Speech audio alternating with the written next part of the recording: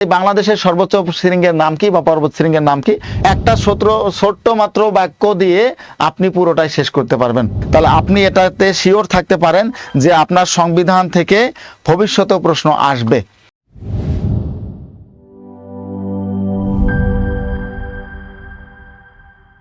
Union সমাজকর্মী বিগত কিছু প্রশ্ন নিয়ে আলোচনা করার জন্য বিগত সালের কিছু প্রশ্ন আপনাদের এখানে এসেছে, আপনারা সবাই উত্তর করার চেষ্টা করবেন যে বিগত সালের কি কি প্রশ্ন ইউনিয়ন সমাজকর্মীর মধ্যে। দেখেন, ইউনিয়ন সমাজকর্মী 2016 সালে এই প্রশ্নটা এসেছিল। ঠিক আছে, ইউনিয়ন সমাজকর্মী 2016 সালে প্রশ্নটা এসেছিল, পৃথিবীর দীর্ঘতম নদী কোনটি? পৃথিবীর দীর্ঘতম নদী কোনটি? একবারে সহজ কিন্তু, হ্যাঁ একবারে সহজ প্রশ্নগুলো কিন্তু সচরাচর হয়ে থাকে। তারপরেও দেখি আপনার উত্তর করেন, পৃথিবীর দীর্ঘতম নদী কোনটি? সহজ প্রশ্ন তো ভুল করে বসেন, সহজ একটা প্রশ্ন তারপরে আপনারা ভুল করে বসেছেন। ঠিক আছে, সো পৃথিবীর দীর্ঘতম নদী কোনটি? নীল নদ। পৃথিবীর দীর্ঘতম নদীর নাম হচ্ছে নীল নদ, এটা আপনারা জানেন। বৃহত্তম প্রশস্ততম দিক থেকে হচ্ছে আমাজন, সেটা আলাদা ব্যাপার, কিন্তু দৈর্ঘ্যের দিক দিয়ে আমাজন নদী হচ্ছে নীল নদ হচ্ছে সর্বোচ্চ বা দীর্ঘতম নদী বলা হয়ে থাকে। পাশাপাশি আর যে নদীগুলো আছে এগুলো থেকে কিন্তু আপনাদের প্রশ্ন এসে থাকে সবসময়ের জন্য। ঠিক আছে, আচ্ছা, অনেকে বলেছে আমি 11 থেকে 20তম গ্রেডে ভর্তি আছি স্যার। হ্যাঁ, ভর্তি আছেন, সমস্যা নেই। যদি এটা তো চান এটা তো ভর্তি হতে পারেন। সময় কতক্ষণ এটার কথা বলেছে, এখানে বলা হচ্ছে 1 ঘন্টার সময়ের মধ্যে আপনাকে পরীক্ষা দিতে হবে। তাহলে পৃথিবীর দীর্ঘতম নদী হচ্ছে নীল নদ। পাশাপাশি অ্যামাজনের ক্ষেত্রে যদি আমি বলি, এটা হচ্ছে দ্বিতীয় বৃহত্তম নদী। দ্বিতীয় বৃহত্তম নদী হচ্ছে অ্যামাজন। এই নীল নদ কোথায় অবস্থিত? কোন মহাদেশে? আফ্রিকা মহাদেশে অবস্থিত। কোন মহাদেশে? আফ্রিকা মহাদেশে মূলত নীল নদ অবস্থিত। নীল নদের আরো কিছু বৈশিষ্ট্য আছে। নীল নদের দুটো শাখা, কয়টা? দুটো শাখা রয়েছে, দুটো শাখা দিয়ে চালিত হয়, যেটাকে একটা বলা হয় ব্লু নীল এবং হোয়াইট নীল, অর্থাৎ নীল এবং সাদা নীল, যেটাকে বলা হয় সাদা এবং ব্লু, মানে নীল, সাদা এবং নীল দুটো শাখা নিয়ে নীল নদ পরিচালিত হয়ে থাকে। এটা মূলত নীল নদে আমরা হর্ন অফ আফ্রিকার মাঝামাঝি সময় দিয়ে মিশর হয়ে মূলত এই নদ চলে গেছে। সো নীলনদ হচ্ছে পৃথিবীর সবচেয়ে দীর্ঘতম নদ। তারপর ভলগা বলা হয় কাকে? ভলগা নদী কি বলা হয় বলেন তো দেখি? ইউরোপের সবচেয়ে বড় নদীর নাম হচ্ছে ভলগা। দানিউব নদী, দানিউব নদী বিশ্বের মধ্যে একটা মানে সবচেয়ে উল্লেখযোগ্য একটা নদীর নাম হচ্ছে দানিউব নদী। ঠিক আছে, এরপর আমরা পরবর্তী প্রশ্নে চলে যাই। 2 নম্বর প্রশ্নে আছে, দেখেন, গণপ্রজাতন্ত্রী বাংলাদেশের সংবিধানের মোট অনুচ্ছেদ সংখ্যা কতটি? গণপ্রজাতন্ত্রী বাংলাদেশের সংবিধানের মোট অনুচ্ছেদ সংখ্যা কতটি দেখি একটু বলতে পারেন কিনা? পারেন, সবাই মোটামুটি পারবেন এটা। তারপরেও এখান থেকে যে প্রশ্নগুলো আসে এগুলো নিয়ে একটু আলোচনা করার চেষ্টা করব। উত্তর করেন, 152, 51, 48, 153, কোনটা হবে দেখি বলতে পারেন কিনা? পারে। গণপ্রজাতন্ত্রী বাংলাদেশের সংবিধানের মোট অনুচ্ছেদ কতটি? মোট অনুচ্ছেদ কতটি? 153টি। আপনারা সবাই কম বেশি জানেন। এখন যদি আমি সংবিধান থেকে আরো কিছু আপনাদের প্রশ্ন আসে সেগুলো একটু লিখে দেওয়ার চেষ্টা করি। সংবিধান থেকে কি কি আসে? প্রথমে যদি আমরা ধরি প্রস্তাবনা, সংবিধানের প্রস্তাবনা কতটি? প্রস্তাবনা হচ্ছে 1টি, প্রস্তাবনা 1টি। 2 নম্বর হচ্ছে মূলনীতি, মূলনীতি কতটি? সংবিধানের মূলনীতির কথা আপনারা শুনেছেন, মূলনীতি হচ্ছে 4টি। কতটি? 4টি। এরপর আপনাদের পরীক্ষায় আসে সংশোধনী কতটি? সংশোধনী যদিও আমরা জানি সংশোধনী এখন এক রকমের, তবে কবে যে চেঞ্জ হয়ে যায় সেটা বলতে পারি না। এরপর বলা হচ্ছে ভাগ কতটি? ভাগ, সংবিধানের ভাগ হচ্ছে 11টি। এরপর সর্বশেষ যদি আমরা বলি তফসিল কতটি? সংবিধানের তফসিল হচ্ছে 60টি। কতটি? তফসিল হচ্ছে 60টি। এবং সর্বশেষ অনুচ্ছেদ হচ্ছে 153টি। অনুচ্ছেদ কতটি? 153টি। এছাড়াও আপনাদের সংবিধান থেকে আরো কিছু প্রশ্ন আসে। সংবিধান দিবস কবে? সংবিধান দিবস কবে এটাও পরীক্ষা আপনাদের আসে বরাবরের মতো। আমরা দেখি সংবিধান দিবস হচ্ছে 4 নভেম্বর। কবে? 4 নভেম্বর সংবিধান দিবস। সো এভাবে যদি আমি সংবিধান নিয়ে আপনাদের সাথে ক্লাস করতে যাই তাহলে কিন্তু এক সংবিধান দিয়ে পুরোপুরি ক্লাস শেষ করা যাবে। সো অনেকটা সময় লেগে যাবে, বা আমি একটা পুরো ঘন্টা বা 2 ঘন্টা সংবিধান নিয়ে পড়তে পারবে। শুধুমাত্র যেগুলো আসার মতো একেবারে এর সাথে রিলেটেড এগুলো আমি এখানে লিখে দেওয়ার চেষ্টা করেছি। যে সংবিধানের অনুচ্ছেদ সংখ্যা হচ্ছে 153টি, প্রস্তাবনা 1টি, মূলনীতি 4টি, সংশোধনী 17টি, ভাগ 11টি, তফসিল 60টি। সো এগুলোর ক্ষেত্রে এবং সংবিধান দিবস হচ্ছে 4 নভেম্বর। প্রচুর পরিমাণ আপনাদের পরীক্ষায় আসে। কি আসে? প্রচুর পরিমাণ আপনাদের পরীক্ষাগুলোতে প্রশ্নগুলো আসে। আশা করি এগুলো আপনারা একটু খেয়াল করবেন এবং এইভাবে পড়াশোনা করলে সংবিধান থেকে যেহেতু প্রশ্ন আসে তাহলে আপনি এটাতে শিওর থাকতে পারেন যে আপনার সংবিধান থেকে ভবিষ্যতে প্রশ্ন আসবে। যেহেতু সংবিধান থেকে প্রশ্ন আসে, সো এই জন্য আমি বলি যে সংবিধান থেকে আপনার ভবিষ্যতে প্রশ্ন আসতে পারে, সুতরাং এগুলো নেবেন। পরবর্তী প্রশ্নে চলে যাই, দেখি আপনাদের কি আছে। স্বাধীনতা যুদ্ধে মহিলা বীর প্রতীক কতজন? স্বাধীনতা যুদ্ধে মহিলা বীর প্রতীক কতজন দেখি বলতে পারেন কিনা পারেন, যে স্বাধীনতা যুদ্ধে আপনাদের আমাদের যে মহিলা বীর প্রতীক ছিল এটা কতজন ছিল। পাশাপাশি আরো কিছু প্রশ্ন আপনাদের এখান থেকে আসে মহিলা বীর প্রতীক থেকে, সেগুলো নিয়ে একটা আলোচনা করব, দেখি বলতে পারেন কিনা পারেন। মহিলা বীর প্রতীক কতজন ছিলেন স্বাধীনতা যুদ্ধে? মহিলা বীর প্রতীক কতজন ছিলেন স্বাধীনতা যুদ্ধে? 2 জন, তাই না? ম্যাক্সিমাম কিন্তু আমরা জানি 2 জন, বাট আমরা একজনকে বঞ্চিত করেছি, তাই না? একজনকে আমরা বঞ্চিত করেছি স্বাধীনতা যুদ্ধে, মহিলা বীর প্রতীক আমরা একজনকে বঞ্চিত করেছি, সেটা হচ্ছে কাকন বিবি। কাকন বিবি কিন্তু 1997 সালের আগ পর্যন্ত। সো এইখান থেকে স্বাধীনতা যুদ্ধে যদি বলি আমরা মহিলা বীর প্রতীক প্রাপ্ত প্রথমত 3 জন ছিলেন।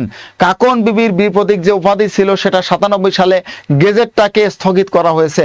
এই গেজেটটা স্থগিত করে কাকন বিবিকে সেখান থেকে মোটামুটি ভাবে ছিটকে দেওয়া হয়েছে। তবে কেন দেওয়া হয়েছে আমি আজ পর্যন্ত জানি না।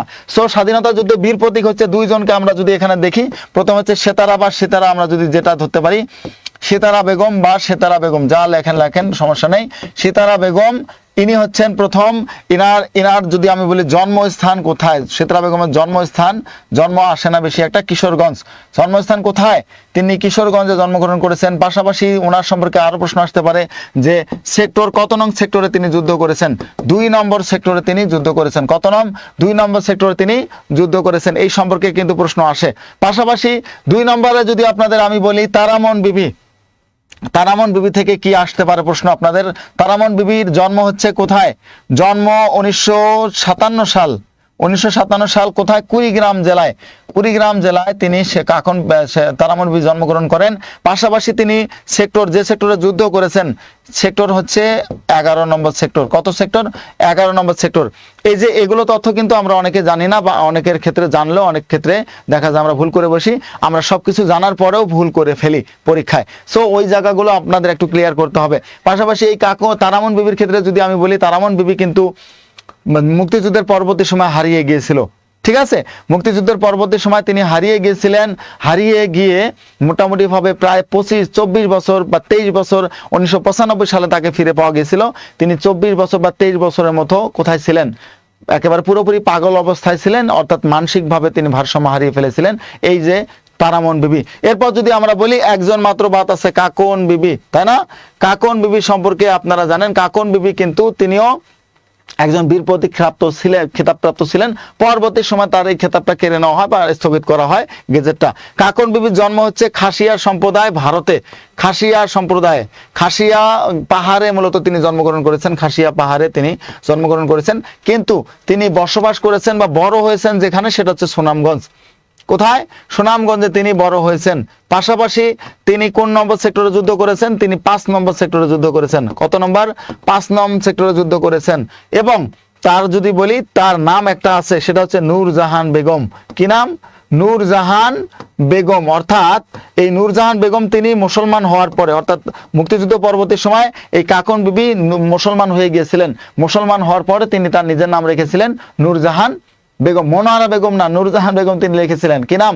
নূরজাহান বেগম হয়েছিল তার নাম। সো এটাও আপনারা একটু মনে রাখার চেষ্টা করবেন। তাহলে আমরা মোটামুটি ভাবে বীর প্রতীক যে খেতাব প্রাপ্ত ছিল, বীর প্রতীক খেতাব প্রাপ্ত সবার কিন্তু তথ্যগুলো আমরা জেনে গেছি। এগুলো মনে রাখার চেষ্টা করবেন সব সময়ের জন্য, কারণ পরীক্ষায় খুব বেশি এগুলো আসে। ঠিক আছে, পরীক্ষায় খুব বেশি এগুলো আসে। এরপর আসেন পরবর্তী প্রশ্নে চলে যাই। বাংলাদেশের সর্বোচ্চ শৃঙ্গের নাম কি বা পর্বত শৃঙ্গের নাম কি? এটাও আপনারা পারবেন, তাই না? কম বেশি আপনারা এটা পারবেন যে বাংলাদেশের সর্বোচ্চ পর্বত শৃঙ্গের নাম কি? বলেন দেখি, বাংলাদেশের সর্বোচ্চ পর্বত শৃঙ্গের নাম কি? কোনটা হবে এখানে? সীতাকুণ্ড থেকে শুরু করে প্রত্যেকটা আছে এখানে, দেখা যাক আপনার উত্তর করেন কোনটা হতে পারে। বাংলাদেশের সর্বোচ্চ পর্বত শৃঙ্গের নাম কি? সীতাকুণ্ড, কেওক্রাডাং, চন্দ্রনাথ এবং তাজিনডং। তাজিনডং এর ক্ষেত্রে আপনারা জানেন মোটামুটি ভাবে, এটা সবাই জানেন, উত্তর করতে পারতেছেন। তাজিনডং বাংলাদেশের সর্বোচ্চ পর্বত শৃঙ্গের নাম হচ্ছে তাজিনডং। এটার আরেকটা নাম হচ্ছে বিজয়, তাই না? এটার আরেকটা নাম হচ্ছে বিজয়। এই বিজয় মূলত বাংলাদেশ বিশ্ব পরিচয় বইয়ের মতে 1231 মিটার উচ্চতা। কত? 1231 মিটার উচ্চতা। এটা বা ও বি যদি আমরা বলি বাংলাদেশ বিশ্ব পরিচয় বইয়ের থেকে মূলত এই পর্বত শৃঙ্গের। তার পাশাপাশি বাংলাদেশের সর্বোচ্চ পর্বতমালা কিন্তু আবার এটা তাজিনডং না, পর্বতমালা হচ্ছে গারো পাহাড়। কোথায়? গারো পাহাড়। এই গারো পাহাড় কোথায় অবস্থিত? এটা হচ্ছে ময়মনসিংহ অবস্থিত। ময়মনসিংহ জেলায় অবস্থিত হচ্ছে গারো পাহাড়। এটা মূলত বাংলাদেশের সর্বোচ্চ পর্বতমালা যদি আমরা বলি, বাংলাদেশের সর্বোচ্চ পর্বতমালা হচ্ছে ময়মনসিংহে অবস্থিত, এটাকে বলা হয় গারো পাহাড়। এছাড়াও আর যদি আমরা শৃঙ্গ বা সীতাকুণ্ডের কথা বলি, সীতাকুণ্ড অনেক কিছু আছে, কেওক্রাডাঙ্গ চন্দ্রনাথের পাহাড়ের নাম আপনারা সবাই শুনেছেন কম বেশি, কোলাউড়া যদি নাম শুনেছেন আপনারা সবাই, সো ওটা দরকার নেই, শৃঙ্গের নামটা আমরা শুধুমাত্র এখান থেকে মুখস্থ করলেই হয়ে গেল। এরপর আসেন, বাংলাদেশের বৃহত্তর জেলা প্রাচীনকালে কোন জনপদের অন্তর্ভুক্ত ছিল? বাংলাদেশের বৃহত্তর জেলা প্রাচীনকালে কোন জনপদের অন্তর্ভুক্ত ছিল, এটা আপনাদের প্রশ্ন। বৃহত্তর জেলা প্রাচীনকালে কোন জনপদের অন্তর্ভুক্ত ছিল? সমতট, পুন্ড্রু, বঙ্গ এবং হরিকেল। সমতট, পুন্ড্রু, বঙ্গ এবং হরিকেল, এটা দেখি উত্তর করেন কোনটা হবে উত্তর। সমতট, পুন্ড্রু এবং বঙ্গ, হরিকেল, 4টা জনপদ আপনারা জানেন, এটা উত্তর করেন দেখি কারা কারা উত্তর করতে পারবেন। দ্বিতীয়, আচ্ছা এখন পর্যন্ত ওই কমেন্ট আসতেছে, এইটার উত্তর করেন 100, যেটা আমরা পরবর্তী সময় বললাম যে সমতট হবে নাকি পুন্ড্রু হবে নাকি বঙ্গ হবে নাকি হরিকেল হবে, কোনটা হবে উত্তর? আচ্ছা অনেকে বলেছে এ, অনেকে বলেছে 3, অনেকে সি, কোনটা হবে দেখা যাক, কে বলতে পারেন? বৃহত্তর জেলা প্রাচীনকালে, বৃহত্তর জেলা যদি আমরা বলি, বৃহত্তর জেলার মধ্যে যদি একটা প্রশ্ন আসতে পারে এখানে যে বৃহত্তর ঢাকা জেলা কোন জনপদের অন্তর্ভুক্ত ছিল, এখানে আমি ঢাকা জুড়ে দিলাম, তারপরে উত্তর করেন দেখি। ঠিক আছে, বাংলাদেশের বৃহত্তর ঢাকা জেলা প্রাচীনকালে কোন জনপদের অন্তর্ভুক্ত ছিল, এবার উত্তর করেন। আচ্ছা এবার ম্যাক্সিমাম আপনারা পারবেন, কারণ এখানে আমি মেনশন করে দিয়েছি। তো বৃহত্তর জেলা বলতে কি বোঝানো হচ্ছে? সবচেয়ে বড় জায়গাটা কোথায় কোন জনপদের অন্তর্ভুক্ত ছিল, সবচেয়ে বড় জায়গাটা আপনারা মোটামুটি জানেন যে এটা বঙ্গ জনপদের অন্তর্ভুক্ত ছিল। কোন জনপদ? বঙ্গ জনপদের অন্তর্ভুক্ত ছিল। প্রাচীনকালে জনপদ কতটা ছিল? প্রাচীনকালে জনপদ ছিল 16টা। প্রাচীনকালে মোট জনপদ ছিল 16টি। তার পাশাপাশি বর্তমান কালে জনপদ, বর্তমানে যদি বলি, বর্তমানে বাংলাদেশে জনপদের প্রচলিত জনপদ যদি আমরা বলি, প্রচলিত জনপদ আছে 6টি। কতটি? 6টি। এই 6টি জনপদ হচ্ছে, ওখানে 4টি আছে, বাকি 2টা আছে। এখানে 4টি, বাকি 2টা, একটা হচ্ছে সমতট, একটা হচ্ছে তোমার গৌর এবং বরেন্দ্র। গৌর এবং বরেন্দ্র এই 2টা মিলেই মূলত কয়টা জনপদ? এই 2টা মিলেই 6টা জনপদ বর্তমান বাংলাদেশে প্রচলিত আছে। এই জনপদগুলোর মধ্যে বঙ্গ জনপদ হচ্ছে অন্যতম, কারণ বঙ্গ জনপদে সবচেয়ে বেশি মানে যে বড় জেলাগুলো ছিল সেটা হচ্ছে বঙ্গ জনপদের মধ্যে। সো বঙ্গ জনপদ মনে রাখার জন্য আমি আপনাদের মানে প্রায় একটা সূত্র বলে থাকি, বঙ্গের ডিজিএম ফরিদ খুব পেটুক, তাই না? ফরিদ খুব পেটুক, আমাদের যারা পেট বাসী স্টুডেন্ট আছে তাদেরকে আমরা এগুলো শিখিয়ে থাকি। বঙ্গের ডিজিএম ফরিদ খুব পেটুক, এটা দিয়ে মূলত বঙ্গ জনপদ বিস্তারিতভাবে আলোচনা করা যায়। বঙ্গ বলতে বঙ্গ বোঝানো হয়েছে, ডিতে বলতে ঢাকা জনপদকে বোঝানো হয়েছে, জিতে গাজীপুরকে বোঝানো হয় এবং এমতে ময়মনসিংহকে বোঝানো হয়। এমতে কোন জনপদ? এমতে ময়মনসিংহ জনপদকে বোঝানো হয়। পাশাপাশি ফরিদতে বলা হয় ফরিদপুর জনপদ। ফরিদতে কি? ফরিদপুর জনপদকে বোঝানো হয়। খুতে যদি বলি, খুতে খুলনা জনপদ। এরপর যদি বলি বতে বরিশাল, খুলনা, বরিশাল, এগুলো মূলত বঙ্গ জনপদের অন্তর্ভুক্ত ছিল। এরপর যদি পতে বলি, পতে পটুয়াখালী, পতে কি? পটুয়াখালী। এরপর যদি ক বলি, কত হচ্ছে কুষ্টিয়া। অর্থাৎ বঙ্গের ডিজিএম ফরিদ খুব পেটুক, একটা ছোট্ট মাত্র বাক্য দিয়ে আপনি পুরোটাই শেষ করতে পারবেন। ঠিক আছে, একটা ছোট্ট বাক্য দিয়ে আপনি পুরো বঙ্গকে শেষ করতে পারবেন। বঙ্গের ডিজিএম ফরিদ খুব পেটুক, এটা দিয়ে পুরোপুরি ভাবে আপনার শেষ হবে বঙ্গ জনপদের যে যে অঞ্চলগুলো ছিল, ঢাকা, গাজীপুর, ময়মনসিংহ, ফরিদপুর, খুলনা, বরিশাল, পটুয়াখালী এবং কুষ্টিয়া, এই পুরো অঞ্চলটাই মূলত বঙ্গ জনপদের অন্তর্ভুক্ত ছিল। কোন জনপদ? বঙ্গ জনপদের অন্তর্ভুক্ত ছিল এই পুরো অঞ্চলটা। সো আশা করি যে এইভাবে আমরা মোটামুটি ভাবে ইউনিয়ন সমাজকর্মীতে যারা আপনারা আমাদের ভর্তি আছেন তাদেরকে ঠিক এইভাবে আমাদের পেইড ক্লাসগুলোতে পড়িয়ে থাকি। আপনারা আশা করি যে এগুলো ক্লাস করলে যারা ভর্তি আছেন তারা তো মোটামুটি জানেন, যারা ভর্তি এখনো হননি তারা ভর্তি হয়ে যেতে পারেন। আশা করা যাচ্ছে যে আপনারা অবশ্যই সাকসেস হবেন। আর যেহেতু বারবার আমি বলে দিচ্ছি 16তম গ্রেড হলেও ইউনিয়ন সমাজকর্মী সুন্দর একটা পোস্ট, একটা বাড়িতে থেকে মেয়েদের জন্য সবচেয়ে ভালো এবং মনে করি যে সবচেয়ে লাক্সারিয়াস একটা পোস্ট হচ্ছে ইউনিয়ন সমাজকর্মী। আপনারা বাসাতে বসে থেকে বাড়ির অন্যান্য কাজকর্ম করেও কিন্তু এই পোস্টটাতে জব করতে পারবেন। সো খুবই ভালো একটা আপনাদের সবার জন্য পোস্টটা। এই ক্ষেত্রে কিছুটা পরিশ্রম করলে খুব সহজে আপনি সাইন করতে পারবেন বলে আশা করা যায়। এরপর আসেন পরবর্তী প্রশ্ন, বাংলার প্রথম স্বাধীন ও সার্বভৌম রাজা কে ছিলেন? বাংলার প্রথম স্বাধীন এবং সার্বভৌম রাজা কে ছিলেন?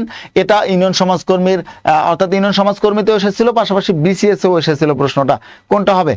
স্বাধীন এবং সার্বভৌম রাজা কে ছিলেন? বাংলার সর্বপ্রথম স্বাধীন এবং সার্বভৌম রাজা কে ছিলেন? এটা মোটামুটি আপনারা সবাই জানেন কম বেশি, যে রাজা শশাঙ্ক ছিলেন স্বাধীন এবং সার্বভৌম রাজা। অর্থাৎ রাজা শশাঙ্কই ছিলেন একমাত্র রাজা, তাকে মূলত যদি আমরা বলতে যাই প্রথম বাঙালি রাজাও যদি আমরা বলি, বাঙালি রাজাও ছিলেন তিনি, প্রথম বাঙালি রাজা, বাংলার প্রথম বাঙালি রাজা বলা হয় রাজা শশাঙ্ককে। তাকে স্বাধীন এবং সার্বভৌম রাজা বলা হয় থাকে রাজা শশাঙ্ককে।